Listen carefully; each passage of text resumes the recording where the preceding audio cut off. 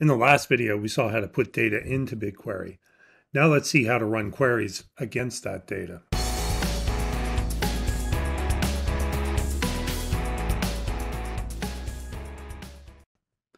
So here I am in my project in BigQuery. In the last demo, we imported this table called Super Bowls. Now let's see if we can query that table. So notice here is the schema, so the field names and the data types, and then we can preview the data right here. If we want to query the data, there's a little icon here that looks like a magnifying glass, query table. So let's click on that. Now notice it fills in some of it for us. So if we wanted to just do a quick test, we could do select star from, and then notice this is the project name, My Pretty Good Project, .sports, that's the data set name, .Super Bowls, that's the table name. So if we just type that and hit run, that should run the query for us. And there we have it. Now let's do something a little bit better. BigQuery supports ANSI SQL 2011. So let's do something slightly more complicated. So let's select winning team, then we'll count game as wins from the Super Bowls table. And then we'll have to group by winning team, and we'll do order by wins in descending order. Semicolon to end the command, and now let's try to run that. So again, click the run button, and there we have it. Anyway, this was a quick demo on showing you how easy it is to query data once you have it in BigQuery. I'm Doug Renstrom with ROI Training. BigQuery is Google's data warehousing and analytics system. Let's first see how to get data into BigQuery. Here I am in a Google Cloud project. From the menu, I'm going to choose BigQuery. Now, to store data in BigQuery, it has to be associated with a project. So here's my project ID right here, My Pretty Good Project. A project contains one or more data sets, and data sets contain one or more tables. So here's my project ID. Let's click on the Create Dataset button, and we'll call this dataset Sports. Once I have the dataset built, now I can add a new table.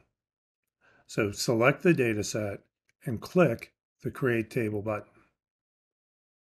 Now we could start with an empty table, but we're going to start with some data that I already have prepared. The data I've prepared, I've put into Google Cloud Storage. So let's select Cloud Storage and let's browse to find the table that I want to import. So here's the bucket that contains my table. And here I have a table of the history of Super Bowls in CSV format. Let's select that. Now we have to give our table a name. So right here, let's just call it Super Bowls. A BigQuery table needs a schema. The schema is simple. It consists of field names and data types. I could, if I wanted to, type the field names and data types in right here within the form. However, it's easier just to click the Auto Detect Schema and Import Parameters property.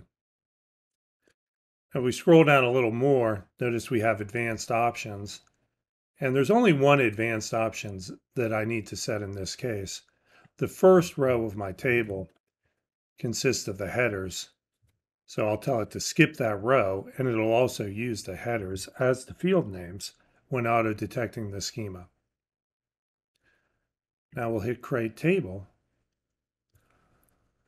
and that'll add the table to my data set. So there we have it, Super Bowls. And notice here are the field names. And we can click on the details if we like, and we can preview the data as well right from here. Now I know the Super Bowls table doesn't have much data, so that's not very impressive. However, within a data set, there's no limitation to the number of tables you can create. There's no limit to the number of rows a table can have, and there's no limit to the amount of data that you can put into a table. Google BigQuery is simple to use, but also massively scalable. And storage is also cheap. The cost of storage is only 2 cents per gigabyte per month, and if you leave data in BigQuery longer than 3 months, they automatically cut the price in half to 1 cent per gigabyte per month. Anyway, that's it. That's how easy it is to add data to Google BigQuery. This is Doug Renstrom with ROI Training.